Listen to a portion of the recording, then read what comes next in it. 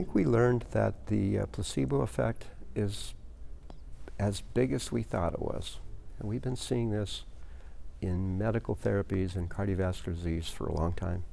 We've seen it in interventional therapies for a long time. The placebo effect is critical and important. We've also known that for a long time. We've known that since the Weinberg surgical procedure was done in the late 50s and 60s. Placebo effects are enormous. That's not a bad thing. If I wave 2 cat femurs above your head and you feel better, that's pretty easy, and it's a good way to make you feel better. I have no problem with that. And here we see it again, that a group of patients who had simply a flow wire put in and thought they had an angioplasty had apparently a similar type of benefit as the patients who actually got a PCI with a stent.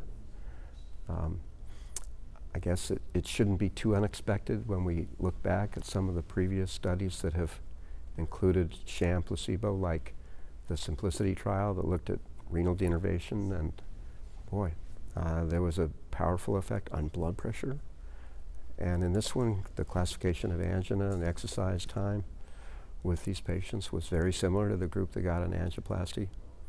So I applaud the investigators. A very provocative trial from that point of view in particular. I think the sensationalism that's come out of ORBITA is unfortunate, because I think we're not really focusing on the importance of this trial, which was to show that a control placebo procedure is actually possible when we are questioning the need for a procedure. Sham control studies are difficult to do, and we're really grateful that we have this information from the NHS in Britain.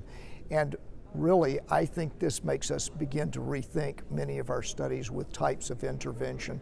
And can we design some of these studies with the sham control built in to account for some of the placebo effect that we might see?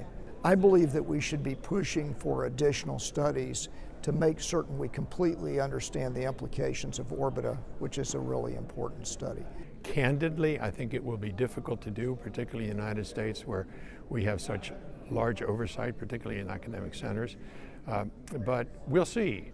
I don't know if the FDA will mandate it, but I believe that at the very least, IRBs may now look at this differently than they did before, and may be more attuned to the need for that type of study and more accommodating in the ability to design such studies. Many in the United States believe that this study perhaps couldn't have been done in the US. And with the results of ORBITA, I think there's better support for looking at this type of study.